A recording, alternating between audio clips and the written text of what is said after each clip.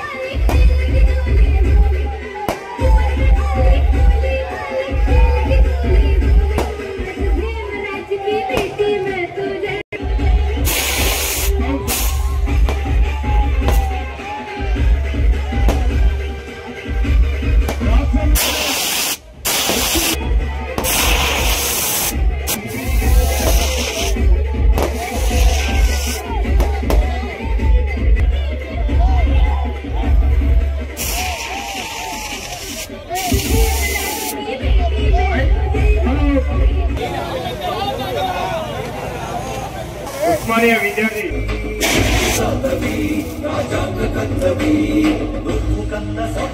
समानते कथा समस्त जनुलकी चरित्रनी कथा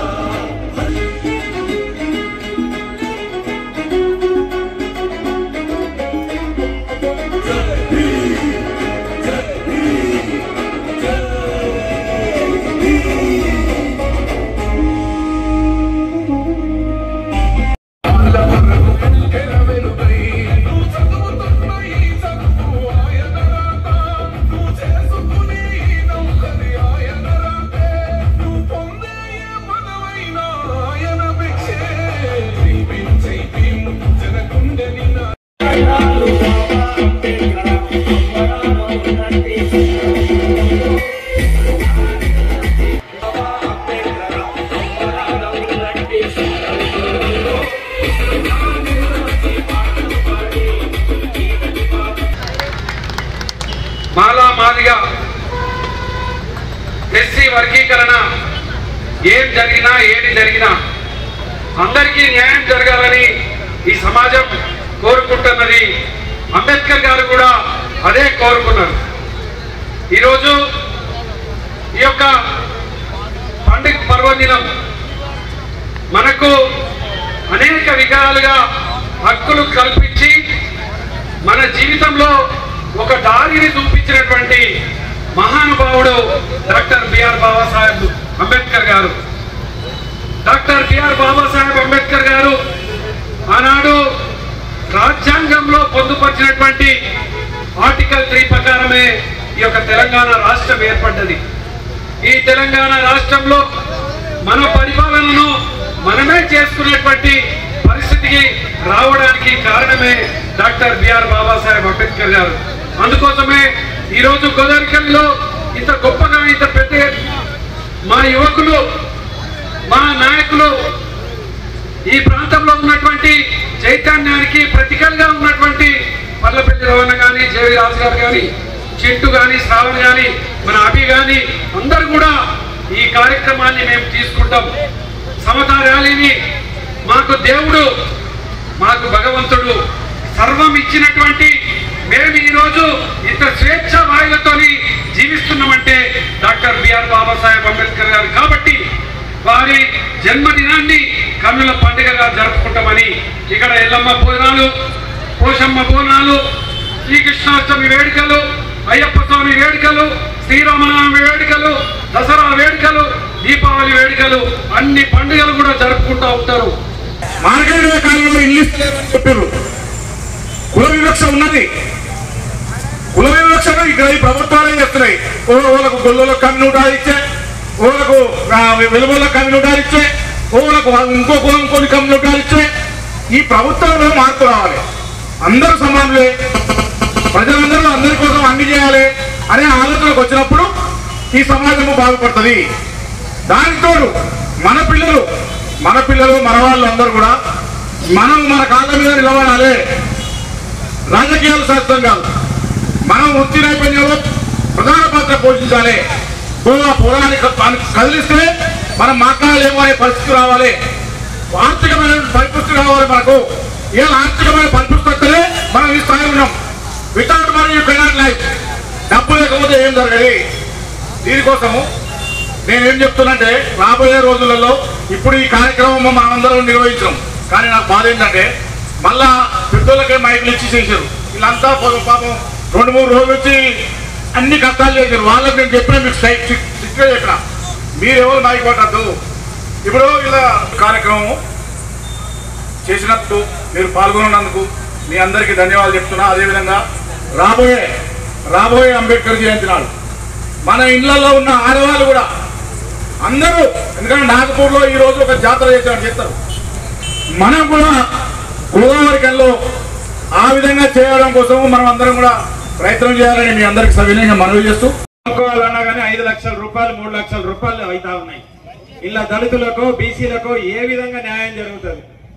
దీనిపైన ఈ ప్రాంతంలో ఉన్నటువంటి మనమందరం కూడా అవగాహన ఉన్న వ్యక్తులుగా దీని మీద పోరాటం చేయాల్సిన అవసరం ఉంది.